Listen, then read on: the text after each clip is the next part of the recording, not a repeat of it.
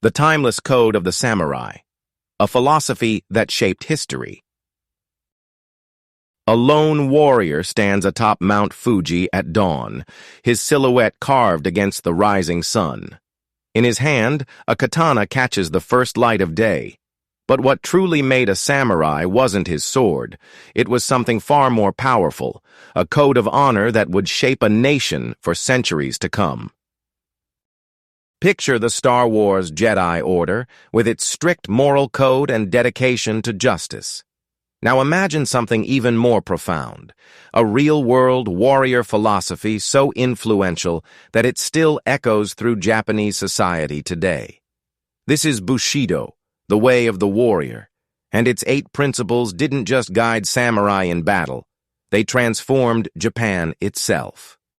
In 1853, as American warships appeared on Japan's horizon, forcing open its closed borders, they encountered a society unlike anything they'd seen before.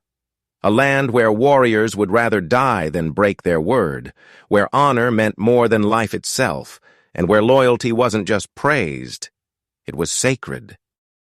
Today, we're diving deep into the 8 pillars of Bushido that created this extraordinary culture. And trust me, what you're about to learn isn't just ancient history. It's a window into understanding everything from modern Japanese business practices to why your favorite anime characters act the way they do. Let's start with gi, justice. But forget everything you think you know about justice from Western superhero movies. In the samurai world, justice wasn't about punishing bad guys or saving the day. It was about making the right choice, even when that choice could cost you everything. Picture this. It's 1703, and 47 samurai have just learned that their master was forced to commit ritual suicide after being wronged by a corrupt official. According to the shogunate's laws, they should accept this and move on. But gi, their sense of justice, demands otherwise. These warriors spend the next 2 years planning their revenge, knowing that success means their own execution. They take jobs as merchants and laborers, appearing to have abandoned their samurai ways.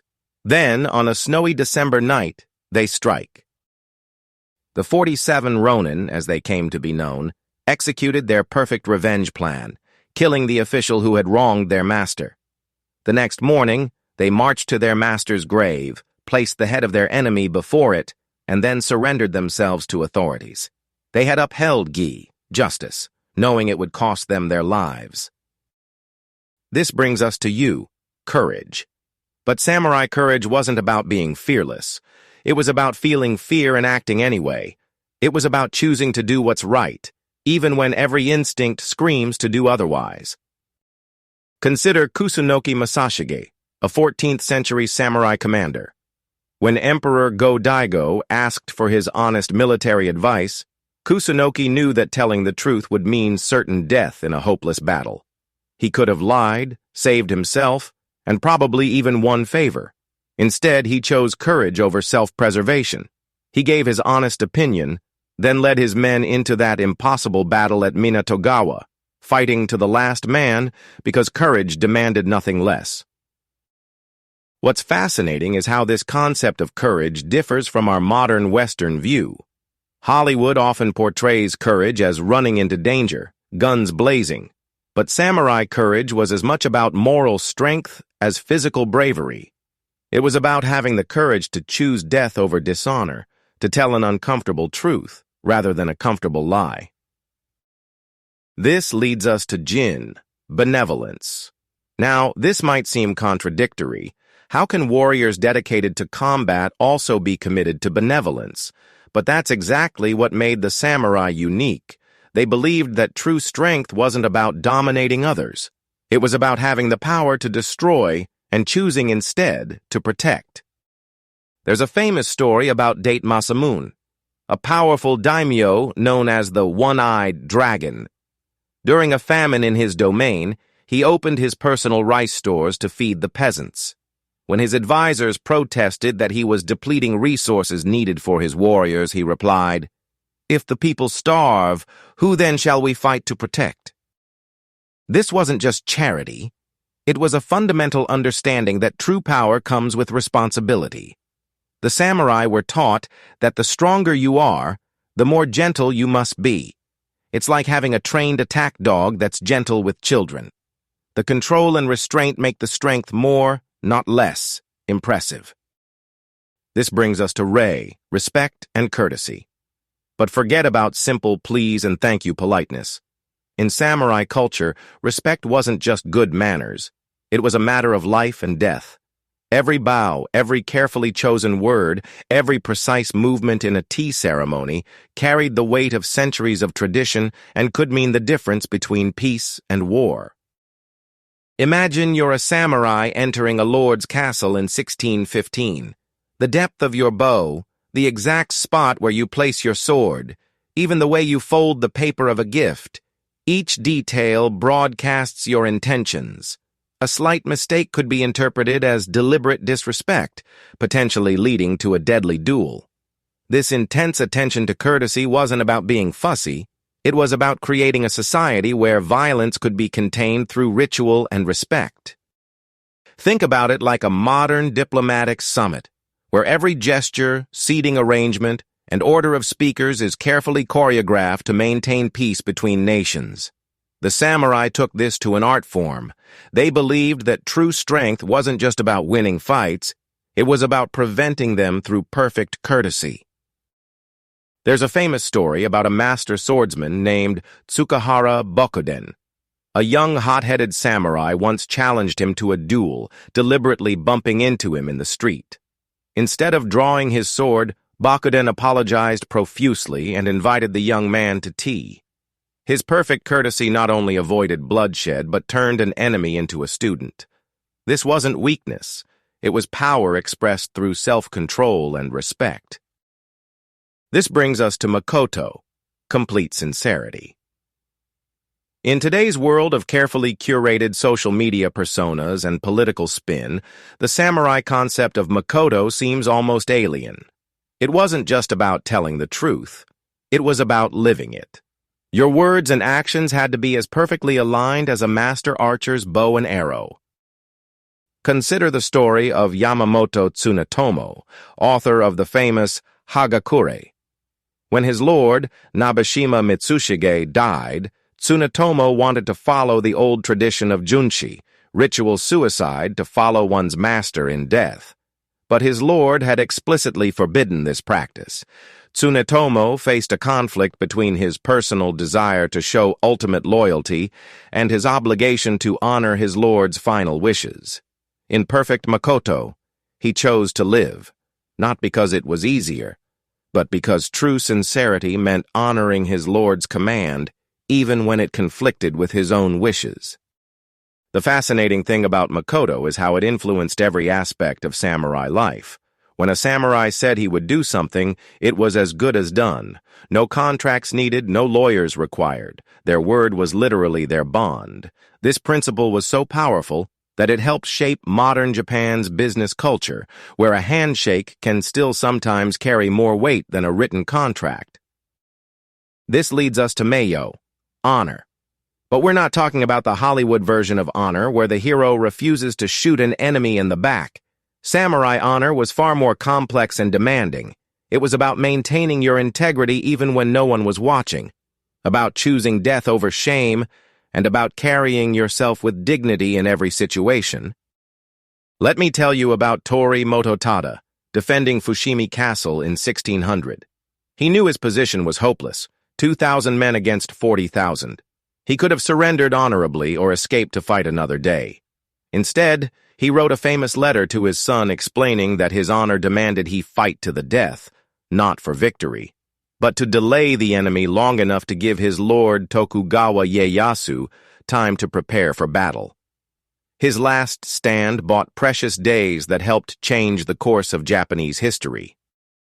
In modern terms, think of it like a CEO taking responsibility for their company's mistakes by resigning and refusing a golden parachute, or a politician stepping down over a minor scandal before it's even public. It's about holding yourself to a higher standard, not because others expect it, but because your own sense of honor demands it. What's particularly fascinating is how this concept of honor shaped every aspect of samurai life, from their art to their death.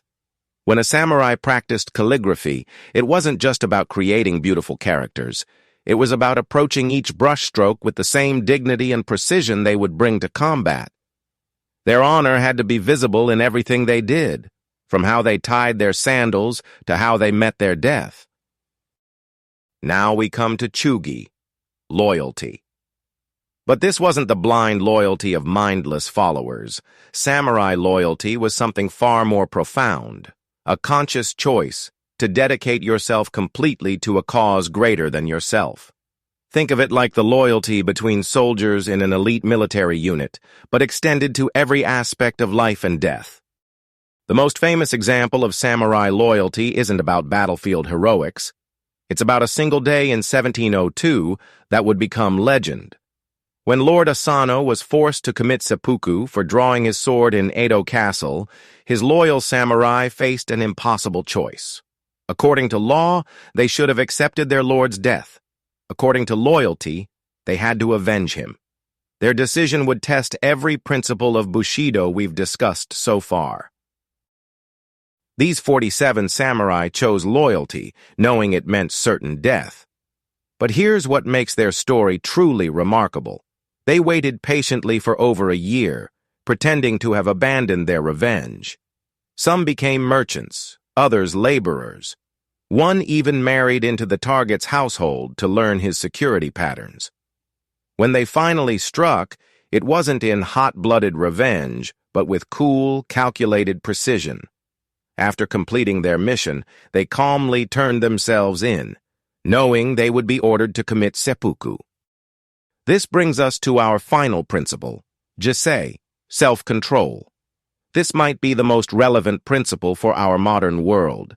In an age of instant gratification and viral outbursts, the samurai ideal of perfect self-control seems almost superhuman. But that's exactly what made it so powerful.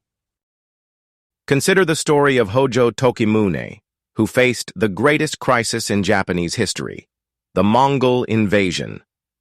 When scouts reported the approaching Mongol fleet, his advisors panicked. But Tokimune remained so calm that his advisors worried he hadn't understood the gravity of the situation. He simply went to his meditation room, sat in perfect zazen posture, and emerged with clear orders that would ultimately save Japan. The fascinating thing about jisei is that it wasn't just about controlling fear or anger. It was about maintaining perfect composure in every situation. A samurai was expected to show the same face, whether receiving news of a great victory or learning of a personal tragedy. This wasn't about suppressing emotions, it was about mastering them. Think about modern sports stars who crack under pressure, or political leaders who lose their cool during debates. The samurai would have seen these as failures of jisei. They believed that true strength wasn't about never feeling pressure or emotion. It was about maintaining perfect control, regardless of what you felt inside. But here's what makes these 8 principles truly remarkable. They weren't just philosophical ideas. They were practical tools that transformed Japanese society. Even today, you can see their influence everywhere in Japan, from the precise bow of a convenience store clerk to the meticulous attention to detail in Japanese manufacturing. These principles helped create a society where trains run with split-second precision, where lost wallets are regularly returned with all their contents, where people will stand patiently in line for hours during natural disasters. The samurai may be gone, but their code lives on in ways both subtle and profound. And perhaps that's the most fascinating thing about Bushido. It wasn't just a warrior's code, it was a template for building character that's arguably more relevant today than ever. In our world of instant gratification and shifting values, these 8 principles offer something rare, a clear path to personal excellence and social harmony. The samurai understood something we often forget, that the greatest battles aren't fought with swords, but within ourselves. Every day, we face choices between convenience and principle. between what's easy and what's right. The 8 principles of Bushido remind us that character isn't about what we say we believe. It's about what we do when those beliefs are tested. So the next time you face a difficult choice, remember these 8 principles. Remember the samurai who chose death over dishonor, truth over convenience, duty over desire. Not because we should all become warriors, but because every day offers us opportunities to show courage, to act with honor, to choose principle over expediency. In the end, the way of the warrior wasn't really about fighting at all. It was about cultivating the strength to live with integrity in a world that often rewards the opposite. And in that sense, perhaps we all need a little Bushido in our lives. Thank you for watching this journey through the 8 principles of Bushido. If you enjoyed learning about these fascinating aspects of samurai culture, please don't forget to like this video and subscribe to our channel for more deep dives into Japanese history and culture. Let us know in the comments which of these 8 principles resonated most with you and how you think they might apply to modern life. Until next time, sayonara.